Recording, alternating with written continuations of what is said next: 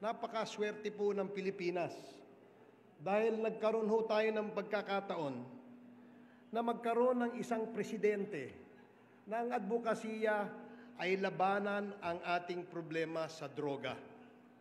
Seen a lot of people, politicians, and people from the private sector who have always been announcing that ako ay kontra sa droga, ako ay kontra sa ganyan, but never na nagkaroon ho tayo ng isang leader na ipinakita ang kanyang leadership para labanan o mag-declare ng totoong gera sa droga.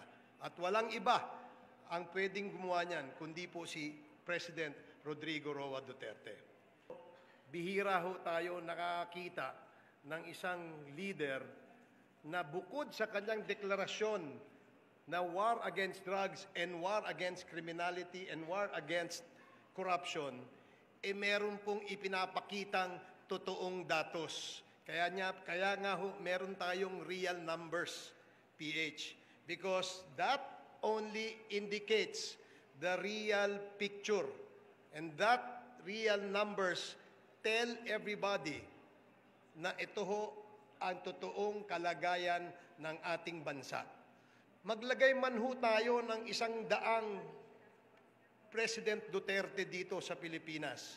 Ngunit kung hindi masusuportahan ng private sector, hindi masusuportahan ng ating ahensya, palagay ko, hindi ho magsasucceed at hindi ho magiging victorious ang ating leader kung ganon.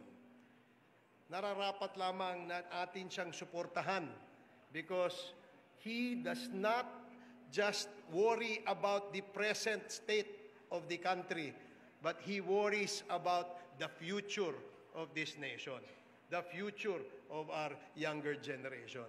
Kaya nga ho dapat magtulong-tulong, magsama-sama, suportahan natin ang kampanya laban sa illegal na droga. Again, ladies and gentlemen, I would like to emphasize that this war is not an ordinary war. I am glad that no less than the President is leading this war.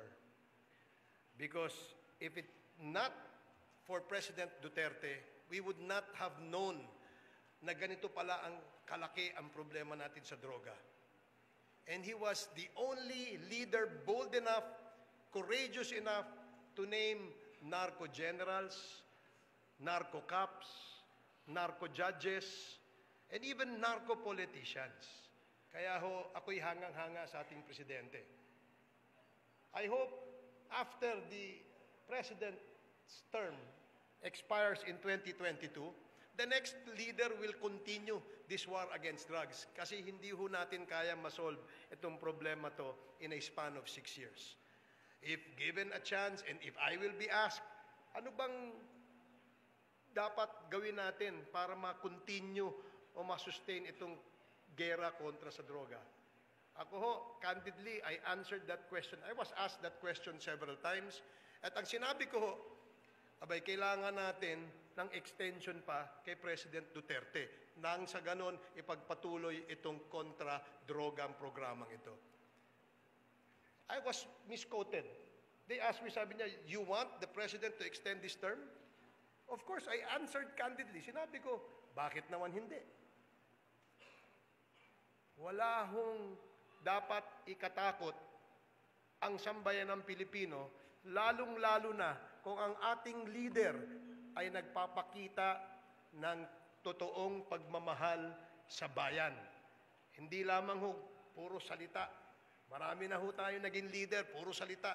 Marami na ho kayo narinig dyan, declaration of war against this, declaration of war against that. But at the end of the day, we all end up the same. And with these real numbers guiding all our law enforcement agencies, may iwasan ho yung fake news. Mawawalan ho ng trabaho yung bumabatikos sa ating Pangulo at sa ating kapulisan. Na in spite of praising our law enforcement agencies in winning this war against drugs, patuloy pa rin ho nilang binabatikos. But with the real numbers, PH, this will now answer them. This will now keep them shut dahil sigurado numbers will not lie.